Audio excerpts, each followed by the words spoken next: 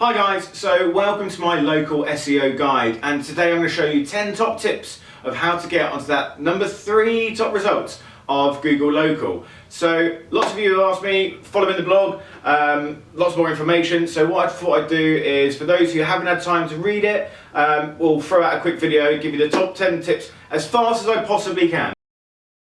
Number 1 is you need a physical address. So if your business doesn't have a physical address on the internet, then you're not going to be found on Google Local, alright? So the first thing to do is make sure you've got a physical address. If you're a home worker, you can use virtual offices, you can use Regis and all those sorts of people, and get yourself a virtual office. Make sure you've got that or you won't be found.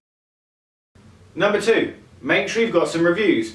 I'm sure your business is amazing, so why not show people? Get in touch with all of your clients, all of your customers, and say, would you mind jumping on the internet? Here's a link, you can throw them a link, and please leave us a review on your Google account. Obviously, if you've got a great business, people are going to give you lovely 5-star reviews, which is going to want to make more people use you in the future. So jump on there and get some reviews. Number 3 is directory optimization. Get yourself registered on as many directories as possible. To start with, use a tool like Moz. If you haven't got the time, I would definitely recommend Moz. It'll get you onto all of the top directories, and what it will do is it will actually feed you back information as to what you need to give to them to optimize that platform. Make sure that every single one of these directories you've got the same information. That's key. Don't have a different street address or a different phone number. Make sure it's all the same, and that's going to give you a massive boost. Local directory optimization. So if you're a local business outside of the Moz platform that will do national directories that are very high strength, then get onto your local directories. Jump onto, if you're an Oxford business, for example, business directories in Oxford, and get yourself registered on there. If you're a national business, do that again nationally. But the key is to, again, make sure that the details are the same on every single platform. Okay, I can't stress that enough. Number 5, absolutely essential, Google My Business. If you're not on Google My Business, how do you expect to rank on Google Local? Get yourself a Google My Business account. You'll need to do this anyway with your physical address. You can send a postcard, Google will send you a postcard to your address, to make sure that that address is a physical address, which is why I stress number 1 so importantly. Once you've got that, it gives you a little code, feed it into your Google My Business account, and your business will then start to appear locally or nationally, depending on where your business is targeting, and get that out there. Google My Business is great because it will actually prompt you to do the different things that it wants for you to be completely optimized on their platform. So if you need more images, indoor, outdoor, add your team pictures, more of a description, all those sorts of things. And make sure you get your category right, because you want to be found for the right stuff. Get on Google My Business. Number 6 then, you've got to think about your bounce rate. So for those that don't know what a bounce rate is, almost all of you watching this video are trying to drive traffic from your Google My Business account, or the listing that you're going to be found in the top 3, to your website. If your website is rubbish, people are going to jump straight off. And if people jump straight off your website, what that does is increase what's called your bounce rate. If your bounce rate's really high, you're telling Google that actually my website's not that good and it's not relevant for the people that are actually clicking on it, which means Google is going to say, well, if it's not relevant, why would we put you at the top? Basics. Make sure you've got a good website. I highly recommend using WordPress. Get a good web developer, make sure it looks great, it looks clean, it's modern, and make sure the information on there is correct. So make sure you've got some really good content that's got the right keywords being used, all these sorts of things. Speak to a good developer, speak to a good SEO consultant, and you'll get all those things anyway. But make sure you do the right research, because that's really key to keep your customers and your clients that land on that page, the potential ones of course, to keep them engaged with your brand.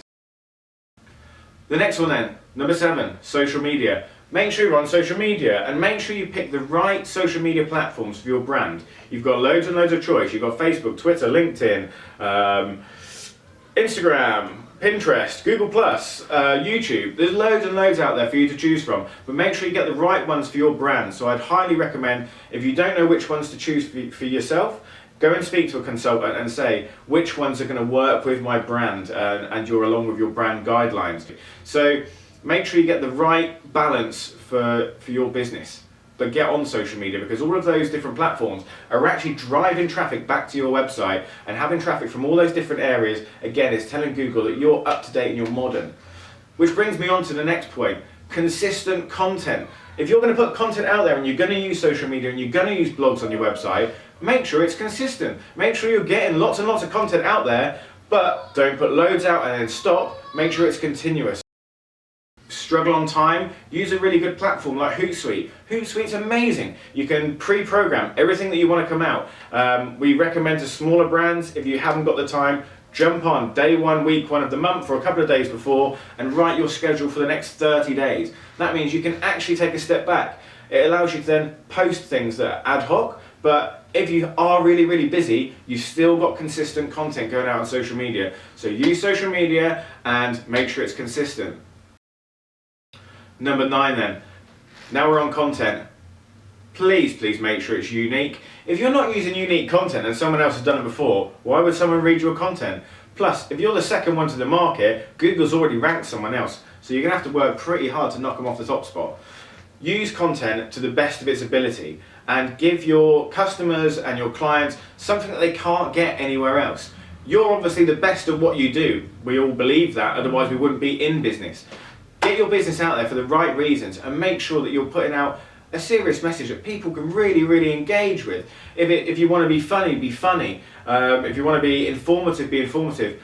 But all you need to do is make it unique. That's the most important thing ever. I can't stress it enough. Unique content. And don't go to one of these content companies online that sell blogs for £10 each and they rewrite someone else's on the internet. They are rubbish. Spend a bit of money if you can't write the content yourself and you haven't got the time, or just spend some time and think about something really creative and unique.